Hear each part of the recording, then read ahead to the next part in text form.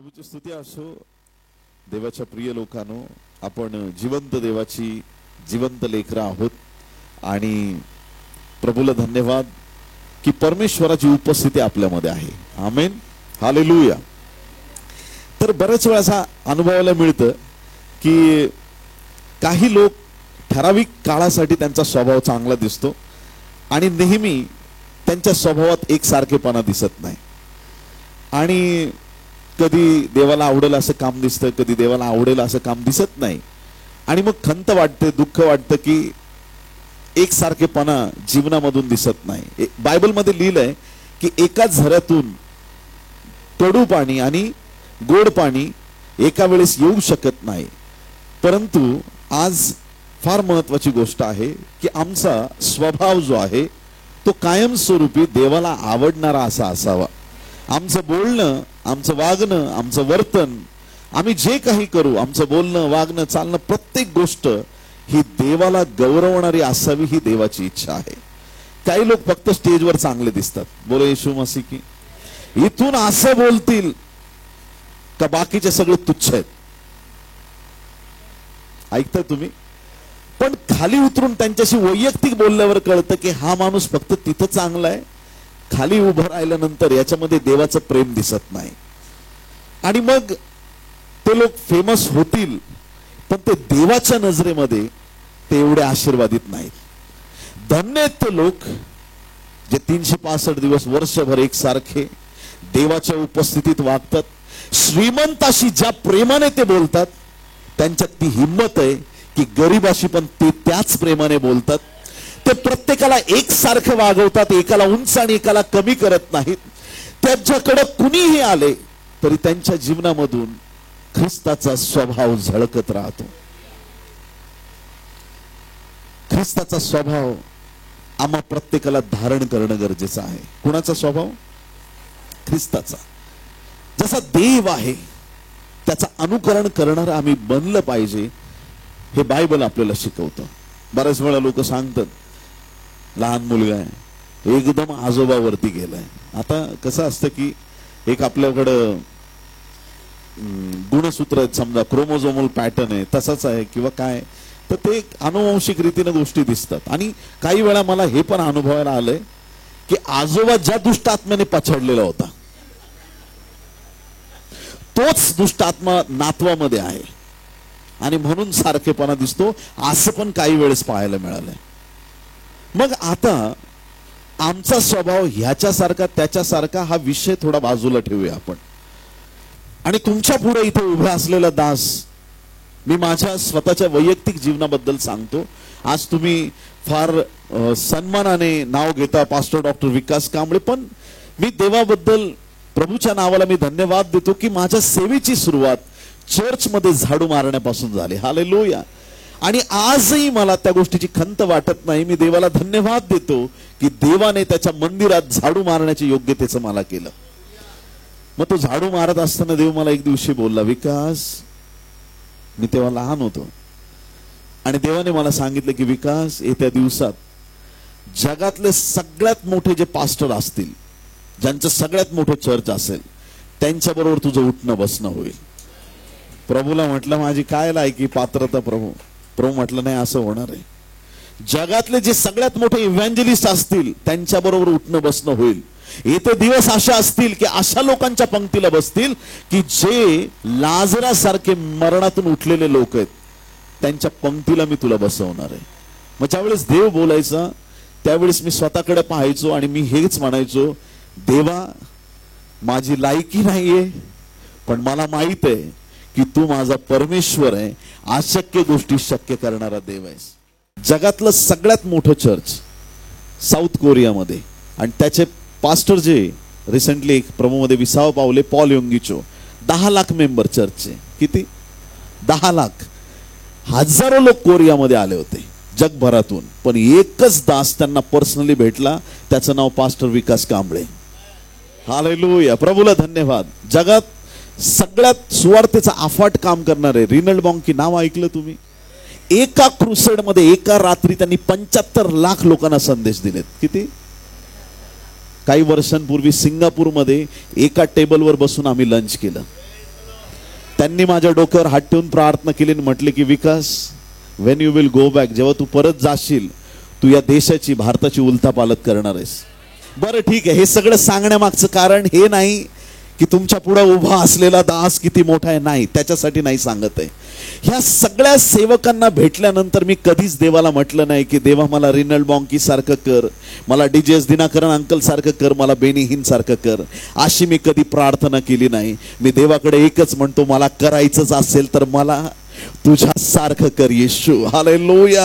आम्हाला येशू सारखं बनायचंय, आम्हाला येशूचा स्वभाव धारण करायचा आहे, आम्हाला देवाच्या आत्म्याने प्रज्वलित व्हायचंय, आम्हाला माणसांचे गुण नाही दाखवायचेत, आम्हाला आमच्या देवाची सत्ता जगात आलेली पाहायची आहे, आम्हाला आमच्या जीवनामधून देवाचं गौरव होताना पाहायचंय. हालेलुया. आम्ही चालू त्यावेळेस ख्रिस्त आमच्यातून चालला पाहिजे, आणि ज्याला देव चालवतो त्याला कुणाचा बाप थांबवू शकणार नाही. ज्याला देव बोलायला लावतो त्याचं तोंड कोणाला बंद करता येणार नाही. ज्याच्यावर देवाने अभिषेक केलेला आहे त्या माणसाला थांबवणं कठीण आहे. हालेलुया. आम्हाला ईश्वरीय स्वभाव आज पाहिजे. कोणता स्वभाव? आदामाचा स्वभाव नको, फळ खाण्याचा, आज्ञा मोडण्याचा नको. ख्रिस्ताचा स्वभाव ज्याने आज्ञा पूर्ण केल्या, तो स्वभाव आज आम्हाला पाहिजे. इफिस्करास पत्र 5वा अध्याय आणि पहिलं वचन, इफिशियन चॅप्टर 5 वर्स 1. तर मग देवाची प्रिय मुले, कुणाची मुले? देवाची प्रिय मुले, साधारण मुले नाही, लाडकी आणि प्रिय मुले आपण आहोत. तर मग देवाची प्रिय मुले ह्या नात्याने तुम्ही त्याचे अनुकरण करणारे व्हा. आमेन. कोणाचं अनुकरण? देवाचं अनुकरण, परमेश्वराचं अनुकरण. परमेश्वर कसा आहे त्याचं अनुकरण आम्ही केलं पाहिजे. आमच्या स्वभावात देवाची झलक दिसली पाहिजे, आमच्या बोलण्यात प्रभूचं सामर्थ्य झळकलं पाहिजे, आमच्या बोलण्यात कटुता नको, आमच्या बोलण्यात टोमणे नको. काही लोक माईकच ह्याच्यासाठी घेतात. आता बघतो तुमच्याकडे. हालेलुया. देवाच्या प्रिय लोकांना, सेवकांना करेक्शन करण्याचा अधिकार आहे, पण ते करेक्शन असं असावं की त्याने एखाद्याचं खच्चीकरण होऊ नये.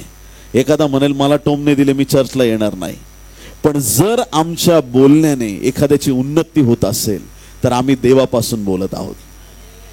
हालेलुया. आमच्या बोलण्याने जर एखादा आत्मा देवापासून दूर गेला तर ते बोलणं पवित्र आत्म्याचं नव्हतंच. आमच्या शब्दांनी, आमच्या वागण्याने, बोलण्याने देवाचं गौरव घडलं पाहिजे, कारण की आम्हाला देवाने त्याची प्रिय मुलं केलेले आहेत. तर आमच्या जीवनामधून आम्ही देवाचं अनुकरण करताना दिसलं पाहिजे. बाप तसा बेटा, कुंभार तसा लोटा. बरेच कुंभार असतील, पण एखादा फार फेमस असतो, एकदम परफेक्ट शेप देणारा. जसा कुंभार असेल, कुंभार खराब तर त्याचे पात्र पण खराब. आमचा बाप ग्रेट आहे, तो तुम्हाला साधारण राहू देणार नाही. तो सर्वोच्च स्थानी आहे. कुठे आहे आपला देव? सर्वोच्च स्थानी आहे. जर आमचा देव सर्वोच्च स्थानी आहे, तुम्ही कुठंतरी आहात खाली, पण ज्यावेळेस लाडाने तो तुम्हाला उचलून घेईल, तुम्ही खाली राहणार नाही. देव तुम्हाला उंच करणारा परमेश्वर आहे. हालेलुया. तो तुम्हाला खिचपत राहू देणार नाही. मग जर ही वचनं आमच्यासाठी आहेत, तर आज आम्ही तो ख्रिस्ताचा स्वभाव धारण करणं गरजेचं आहे. मग संत पौल ख्रिस्ताला एवढं धारण करतो की हातापायांवरती त्या ख्रिस्ताच्या जखमांच्या खुणा त्याला धारण होतात, आणि मग तो एवढा कॉन्फिडंट होतो, एवढा कॉन्फिडंट, त्याला एवढा विश्वास त्याच्यात जागृत होतो की जर ख्रिस्ताला मी परिधान केलंय. संत पौल म्हणतो, ऐका, 1 कोरिंथ 11वा अध्याय पहिलं वचन, 1 कोरिंथियन्स चॅप्टर 11 वर्स 1.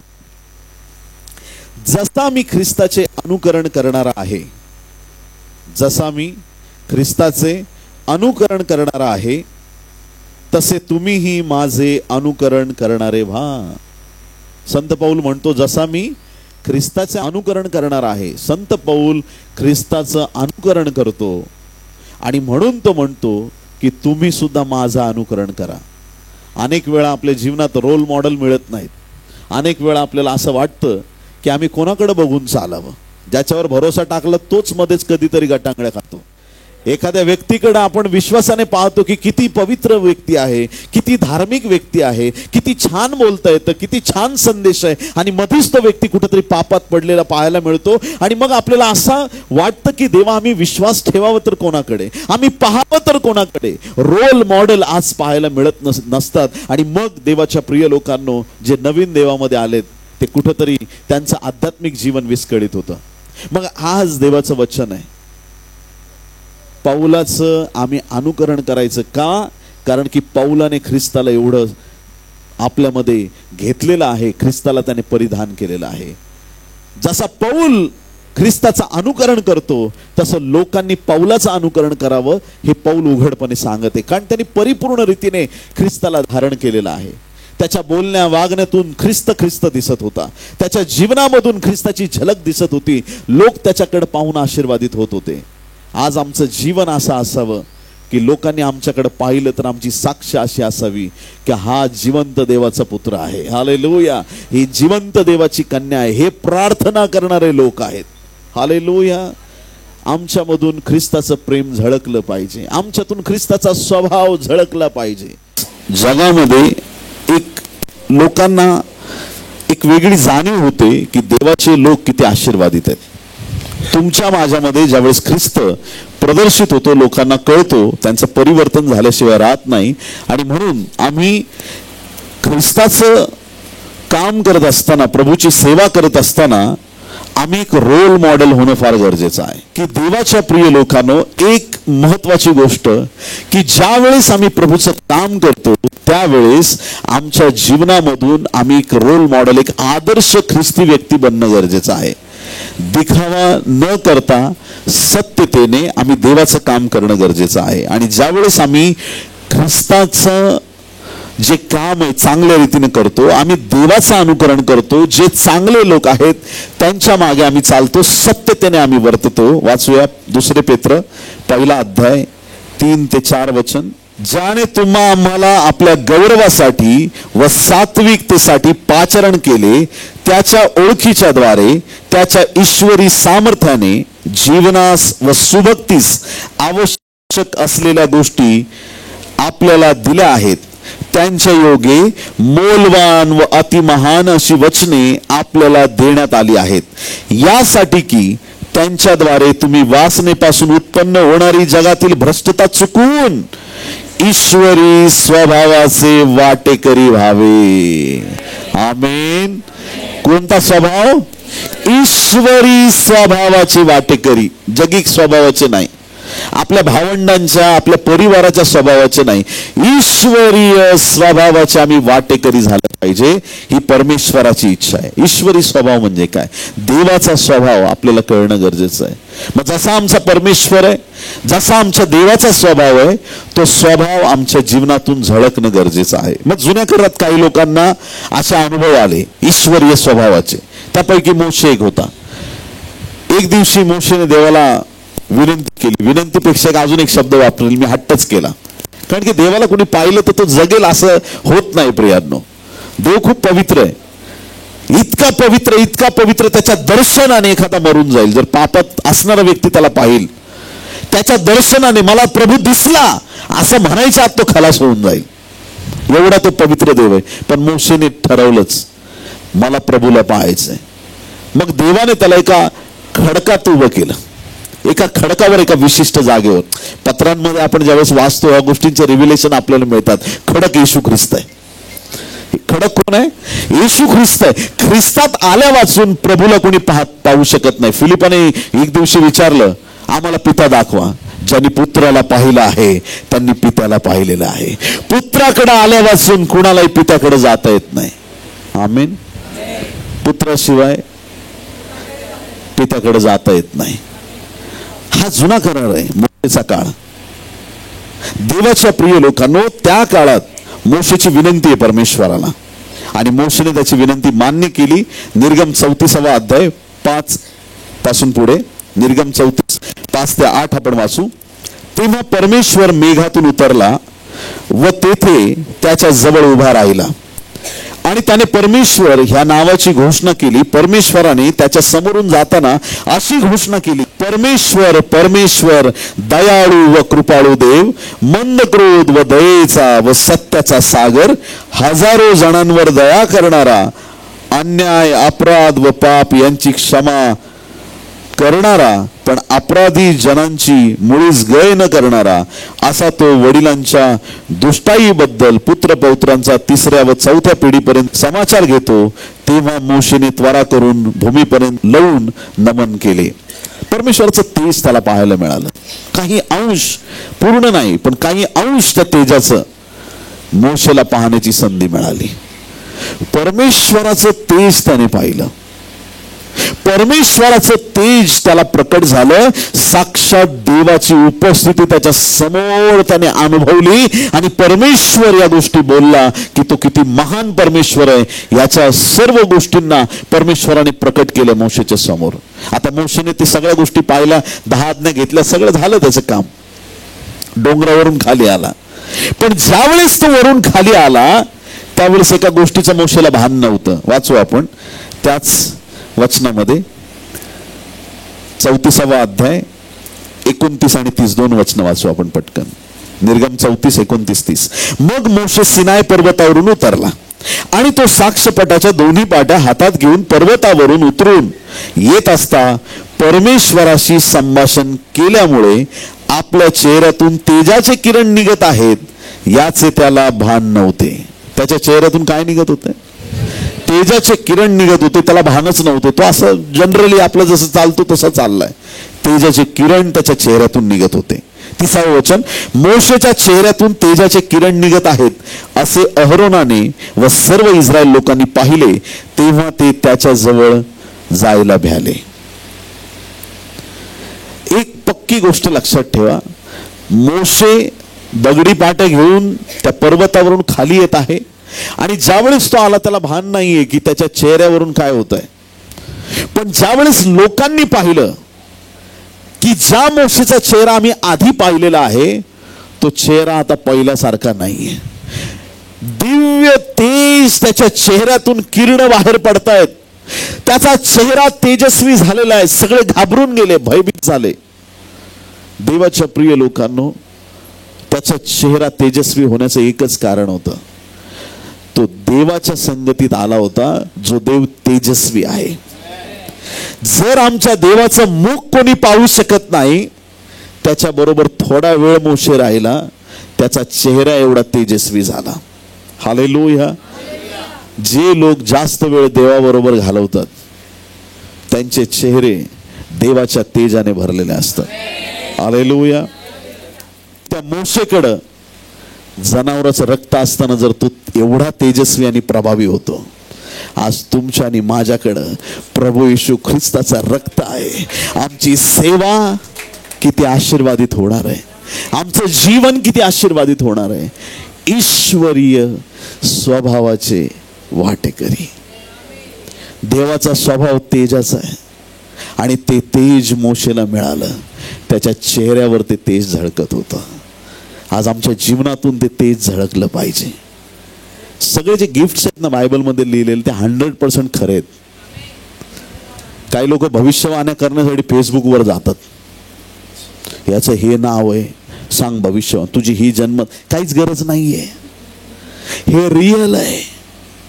प्रॉफिटिक जे जग आहे ना ते रिअल आहे, खरं आहे. ते गिफ्ट तुम्हाला मिळाले ना, तुम्हाला कोणी सांगायची गरज पडत नाही. देव ॲक्युरेट तुम्हाला त्या गोष्टी रिव्हील करतो. स्वतःच्या बुद्धीने ज्ञानाने संदेश तयार नाही होत. ऐकताय तुम्ही? तुम्ही किती मोठ्या बायबल कॉलेजला जा, मी त्याच्या विरुद्ध नाही. आमचं पण बायबल कॉलेजचं बांधकाम चाललंय नगरला, मी त्याच्या विरुद्ध नाही. बायबल कॉलेजला जा, पण ते बायबल कॉलेजचे शिक्षक एका बाजूला आणि पवित्र आत्मा एका बाजूला.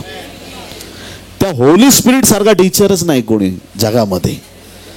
आज तुम्ही हा संदेश ऐकताय, काही माझ्या माता बहिणी लिहून घेतायत, मी तुम्हाला चॅलेंज देतो, ऐका. विकास कांबळे पास्टरांच्या मुखातून जो संदेश झालाय आज, जेव्हा तुम्ही एकटे बसाल ना, तुमचा एक वेगळाच संदेश तयार होईल. का? कारण की तुम्ही पवित्र आत्म्यावर विश्वास ठेवलेला आहे. हालेलुया. असं घडतं तुमच्याबरोबर कधी, त्याचा संदेश चाललाय पण देव तुम्हाला काहीतरी एक वेगळी गोष्ट प्रकट करतो. हेच पवित्र आत्म्याचं काम आहे. त्याच्यामुळं सेवा करणाऱ्यांनी कधीच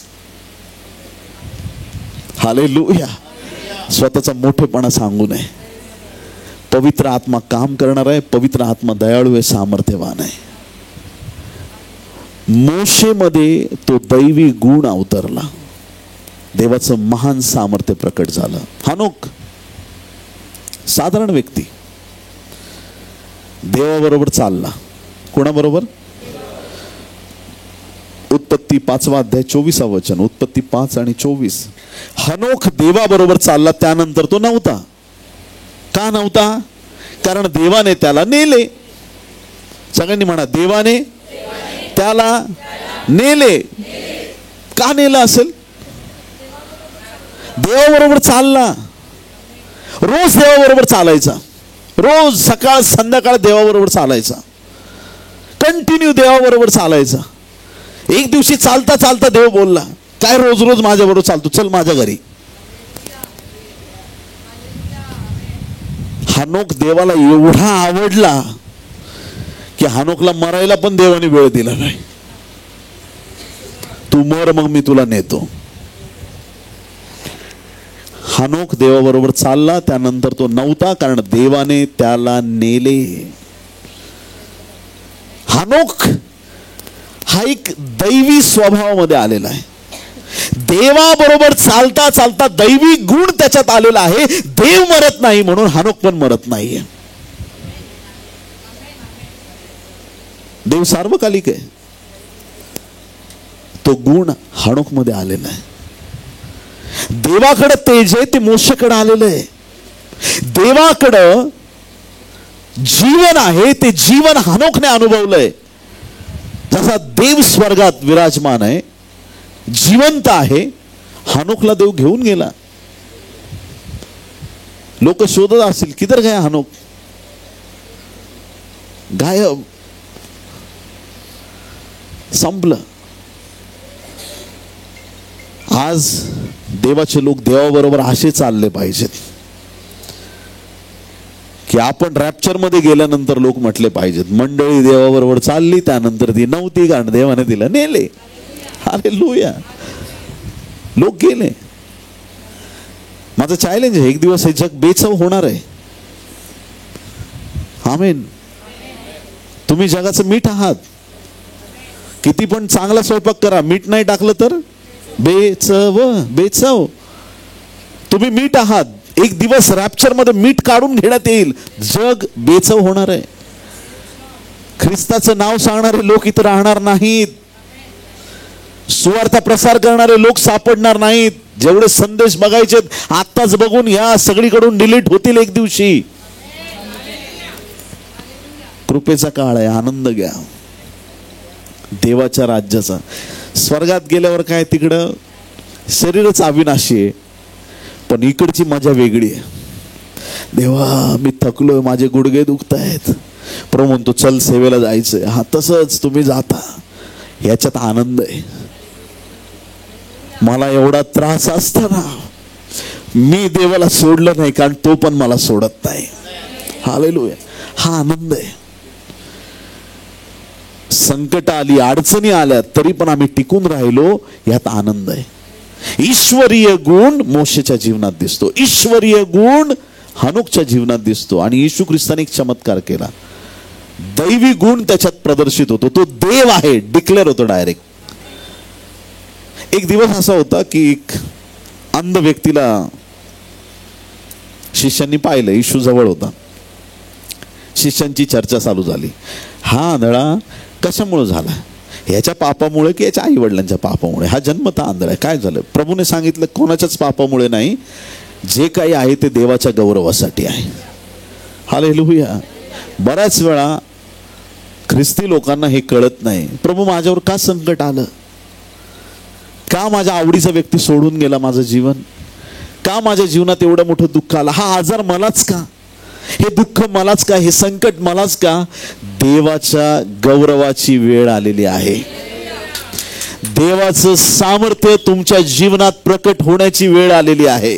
प्रभू तुम्हाला दाखवून देत आहे, तू आजारी असलास तरी माझं लेकरू आहे, तू संकटात असलास तरी माझं लेकरू आहे, जगात तू एकटा पडला तरी मी तुला सोडणार नाही, माझा हात तुला कधी त्यागणार नाही. देवाचा हात तुमच्या जीवनावर आहे. बोलो येशू मसीह की हालेलुया. आणि मग प्रभूने एक दैवी चमत्कार केला. योहान 9 अध्याय 6 आणि 7 वचन आपल्यासाठी वाचतो, ऐका. John chapter 9 versus 6 and 7. असे बोलून तो भूमीवर थुंकला. कोण थुंकला भूमीवर? येशू. येशू जमिनीवर थुंकला. आंधळ्याला दिसतच नाही, त्याच्यासाठी प्रभू काय करतोय? आम्ही ना बाउंड्रीज केल्यात देवाला. प्रभू तू असंच काम करायचंस, हा असं थुंकायचं बिंकायचं नाही, चांगलं नाही वाटत ते, असंच करा, मी सांगतो तसंच काम करतो. मला ना ह्याच व्यक्तीकडून 200 रुपये पाहिजेत, मी कोणाकडून घेणार नाही. माझी गरज इथूनच पूर्ण झाली पाहिजे, माझं काम असंच झालं पाहिजे. आम्ही देवाला रेस्ट्रिक्शन देतो, चमत्कार घडत नाहीत. वर्षानुवर्ष निघून जातात, आमचे आशीर्वाद थांबतात. प्रार्थना करताना असं म्हणायचं, तुला जसं द्यायचं तसं दे, पण देऊन टाक एकदाच. हालेलुया. तुझ्या मर्जीस येईल ते कर. हे छोटे लहान लेकर, त्यांचा वापर करतो देव? करतो का? लहान मुलांचा कसं काय वापर करेल? करतो. माझ्याने एकदा महत्वाचे कागदपत्र हरवले, खूप शोधले, अख्खं कपाट रिकामं केले, एक एक फाईल ना फाईल कागद सगळं बघून झालं, सापडेच ना. तर ते कागद मिळणं गरजेचं आहे, फारच महत्वाचे कागद. माझी मोठी मुलगी लहान होती एकदम, तेव्हा 1-1.5 वर्षाची असेल, कडेवरती घरात मी घेऊन तिला फिरतोय. माझं एक बुक शेल्फ आहे फार मोठं.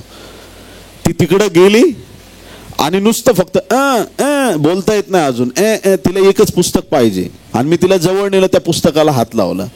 आता तुझ्या बापाचीच सगळे, कशाला काळजी करत? काढलं पुस्तक, म्हटलं बघ, आणि बघायला गेलो तर त्याच्यात कागदपत्र. समजून घ्या प्रियांनो, तुम्हाला सेवेचा किती अनुभव आहे त्याच्यावर मिराकल डिपेंड नाहीयेत. कुणी असं म्हणू शकत नाही हा व्यक्ती कालच प्रभू मध्ये आलाय. मी सांगतो गॅरंटेड प्रभू त्याचा उपयोग करणार. प्रभू तुमच्या विद्वत्तेकडं, तुमच्या हुशारीकडे पाहणार नाही. ज्ञानांना लाजवण्यासाठी तो अडाण्यांना उपयोगात आणणार आहे. जे मोठं म्हणणारे लोक आहेत त्यांना लाजवण्यासाठी साधारण लोकांचा तो वापर करणार आहे. हालेलुया. तुम्ही प्रभूला रेस्ट्रिक्शन नाही टाकू शकत. करायचं तर असंच कर, तुझी इच्छा पूर्ण हो. प्रभू थुंकला. थुंकल्यानंतर त्याने चिखल केला. असे बोलून तो भूमीवर थुंकला. थुंकीने त्याने चिखल केला आणि तो चिखल त्या आंधळ्याच्या डोळ्यांना लावला. इथं एक विशेष गोष्ट आहे. देवाने आपल्याला कशापासून बनवलं? अंध व्यक्तीचे जर डोळे पाहिले ना तुम्ही, तर त्यांना बुबुळ तयारच झालेले नसतात डोळ्याची. जे आईच्या उदरात तयार झालं नव्हतं ते प्रभूने चिखलाने स्वतः तिथं प्रॅक्टिकली तयार केलं. चिखलाने, मातीने तयार करण्याचं सामर्थ्य बायबलमध्ये फक्त परमेश्वराकडे आहे. त्याने दाखवून दिलं की तेच हात आहेत. हा तोच देव परत इथं उभा आहे, ज्याने मातीपासून तुम्हाला घडवलं, तो परत एकदा मातीपासून डोळे तयार करत आहे. पण तरी चमत्कार झाला नाही.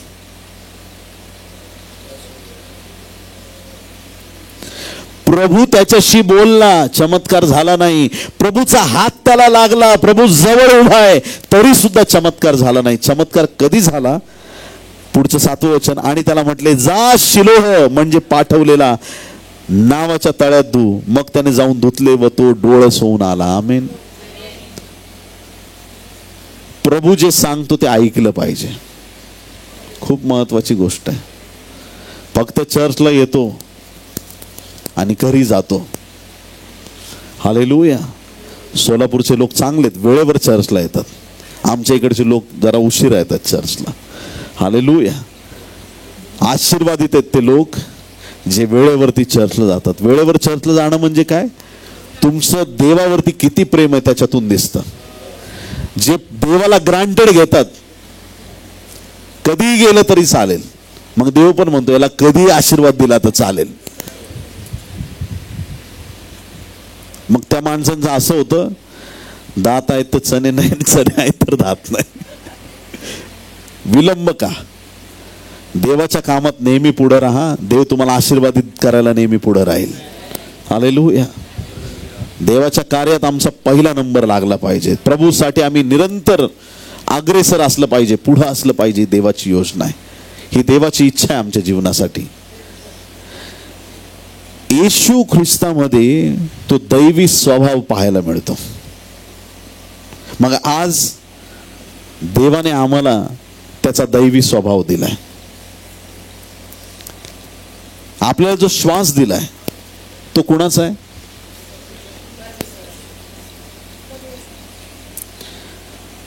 आपलं शरीर, आत्मा, जीव आणि शरीर असे आपण बनलेलो आहोत.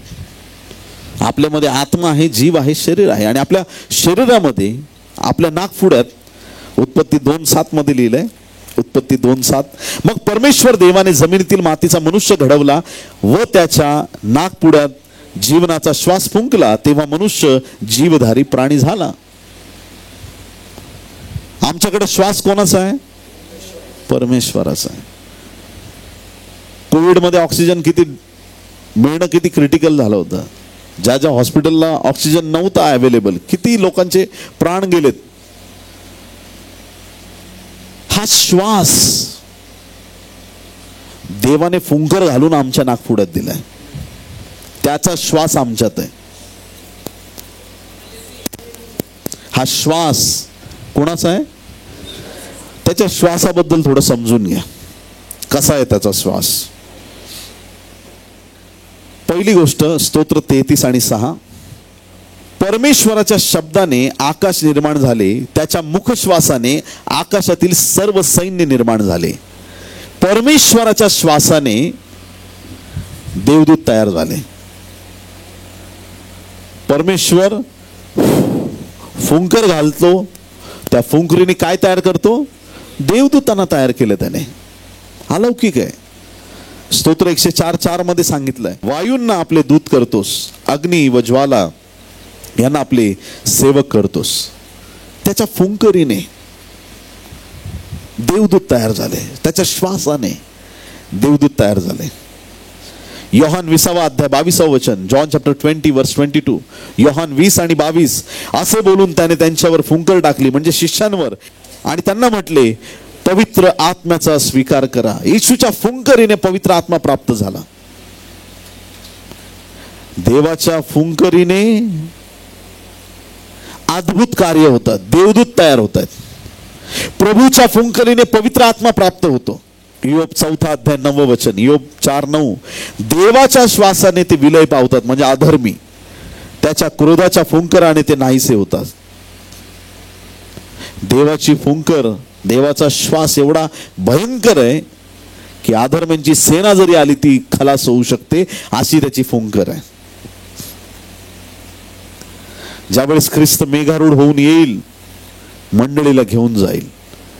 पण ज्या वेळेस त्याची पावलं जैतुनाला लागतील, जैतुनाच्या डोंगराला लागतील, सेकंड कमिंग मध्ये जैतुनाच्या डोंगराचे 2 भाग होतील आणि ते त्याचं दुसरं येणं जे आहे, त्यावेळेस अँटी क्राइस्टला मारण्यासाठी तो विशेष गोष्ट करणार आहे. प्रियांनो, ख्रिस्त विरोधकाला तो कसं मारेल?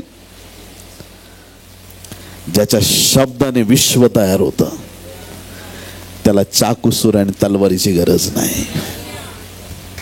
हालेलुया. मग ख्रिस्त विरोधकाला मारण्यासाठी प्रभू हातात चाकू सुऱ्या घेणार नाही. मग ते वचनात लिहिलंय, 2 थेसलोनी 2:8. 2 थेसलोनियन्स चॅप्टर 2:8. मग तो अनितिमान पुरुष प्रकट होईल. कोण? ख्रिस्त विरोधक. त्याला प्रभू येशू आपल्या मुखातील श्वासाने मारून टाकील. क्या बात आहे. किती लोक आमेन म्हणतील? मुखातील श्वासाने मारून टाकील आणि तो येताच आपल्या दर्शनाने त्याला नष्ट करील. मला काय सांगायचे तुम्हाला कळतंय का? ज्या देवाच्या श्वासाने देवदूत तयार होतात, ज्या देवाच्या श्वासाने वैराचे सैन्य नष्ट होतात, ज्या प्रभूच्या श्वासाने ख्रिस्त विरोधक मारला जाईल, असा प्रतापी श्वास तुमच्या आणि माझ्या नाकपुड्यांमध्ये घातलाय.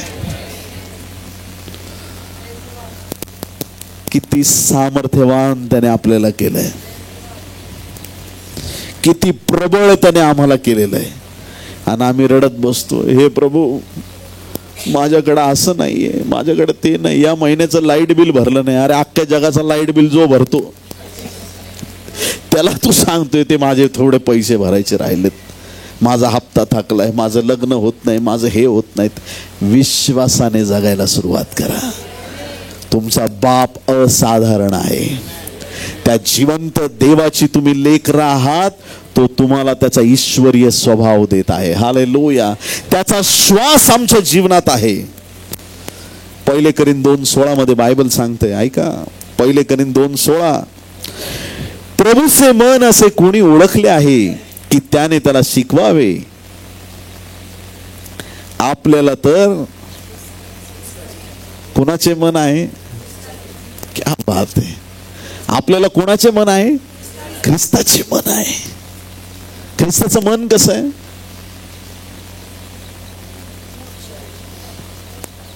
लहान आहे की मोठं आहे? रागीट आहे की प्रेमळ आहे? जर आम्हाला ख्रिस्ताचं मन आहे तर आमच्या वागण्यातून ते मन दिसलं पाहिजे, आमच्या बोलण्यातून ते मन दिसलं पाहिजे. हालेलुया. सेवक सेवकांना भेटतात त्यावेळेस त्यांच्यामध्ये ते मन दिसलं पाहिजे. नाही तर आजकाल नुसती कॉम्पिटिशन आहे. मी एखाद्याला सांगितलं का मी सोलापूरला जाऊन आलो, तो म्हणतो मी तर 4 वेळा जाऊन आलोय. माहित नाही असं का? एखाद्याला सांगायला गेलं ना, असं मी असं केलं किंवा माझ्या सेवेत देवाने असं केलं. अरे एक बहिणीचं 3 दिवस झाले डोकं दुखत होतं, तो दुसरा लगेच सांगतो डोकं दुखत होतं, बस माझ्या प्रार्थनेने कॅन्सर बरा झालाय. देवाच्या प्रिय लोकांनो, ज्यावेळेस आम्ही बोलतो त्यावेळेस 100% गौरव देवाला गेलं पाहिजे. हालेलुया. सेवक सेवकांना भेटल्याच्या नंतर प्रेज द लॉर्ड, आमच्यात ते ख्रिस्ताचं प्रेम झळकलं पाहिजे. आणि देवाने मला असं स्पेशल बनवलंय का माझ्यापेक्षा वयाने लहान जरी दास असला तरी त्याचे पाय धुवायची ताकद माझ्यात आहे.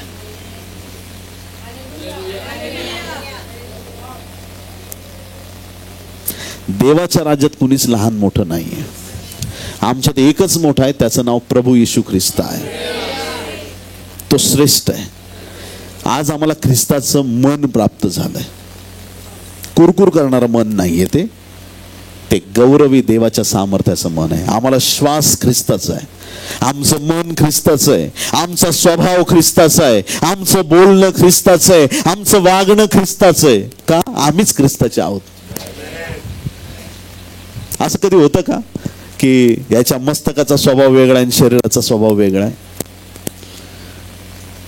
मस्तकातून रक्त काढलं त्याचा रक्तगट वेगळा आणि शरीरातून काढलं त्याचा वेगळा.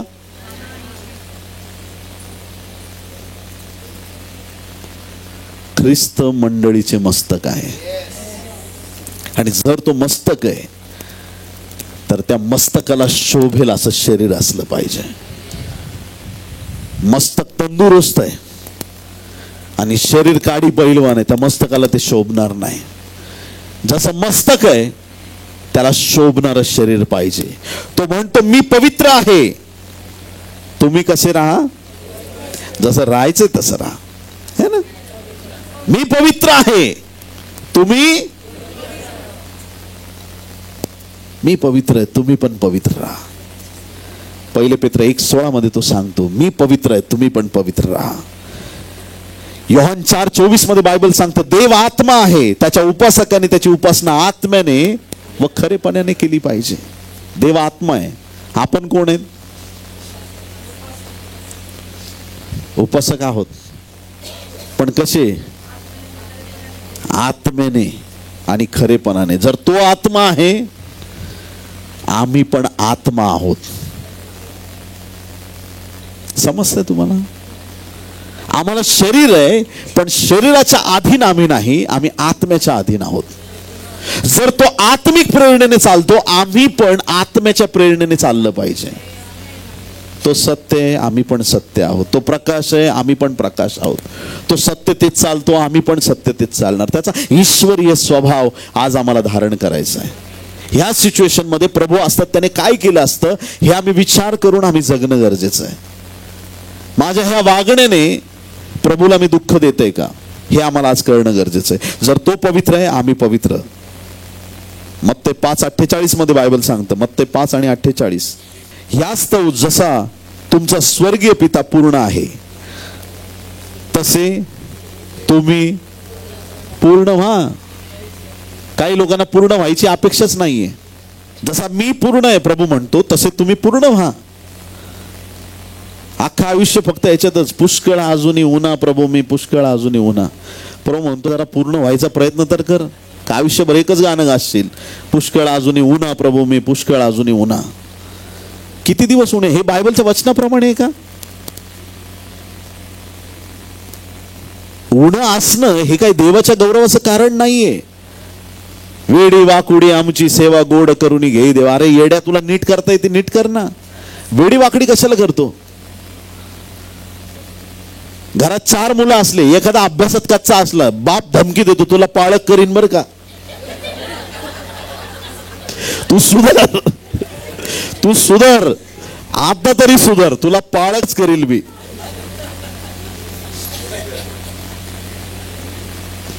सगळा डॅमेज माल देवाच्या राज्यात आणलाय तुम्ही. कसं राज्य वाढेल देवाचं? उत्तम ते देवाला द्या. तुम्ही असं उत्तम देताय, तुला पाळक करीन बर का.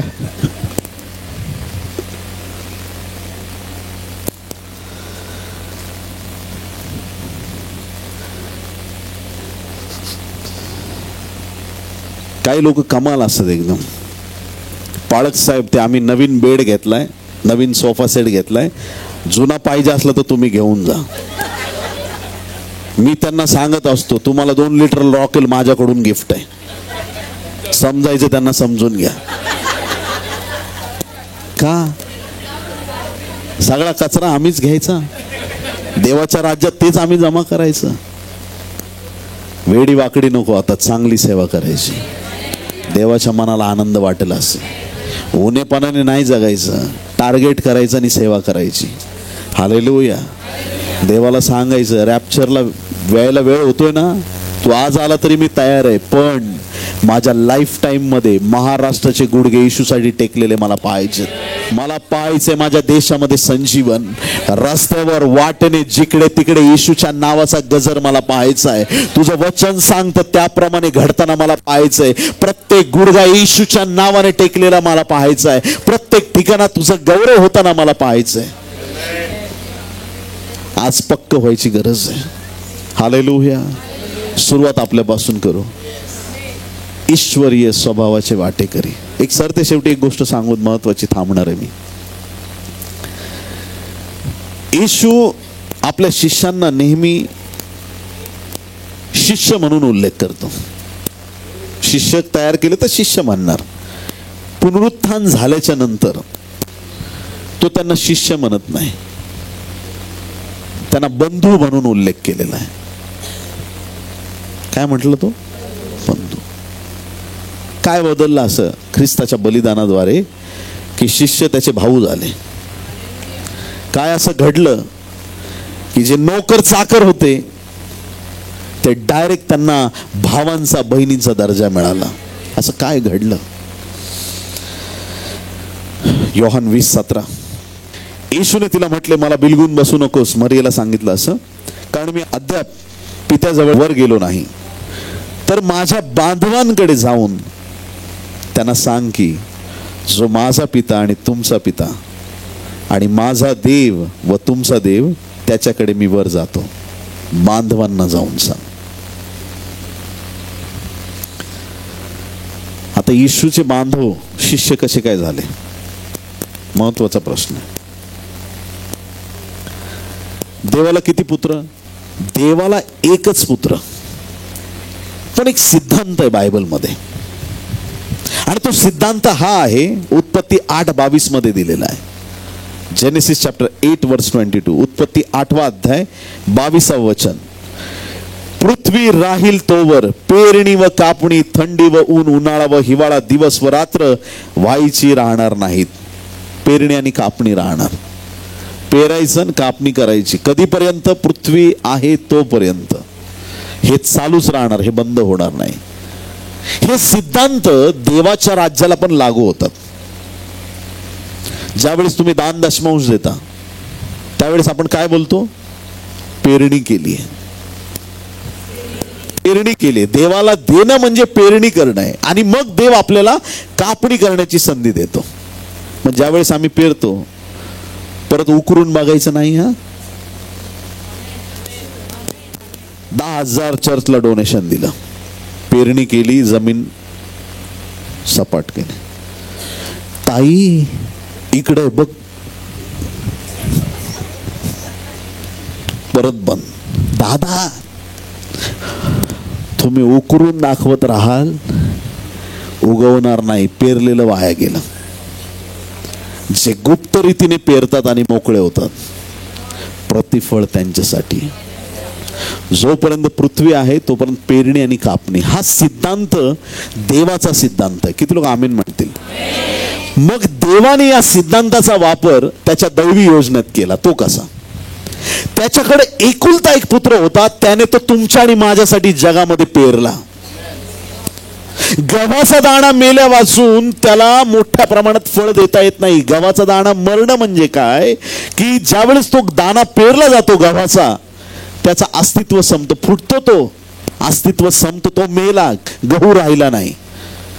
ख्रिस्त वधस्तंभावर मेला, तिथंच राहिला नाही, कबरेत तो गाडण्यात आला.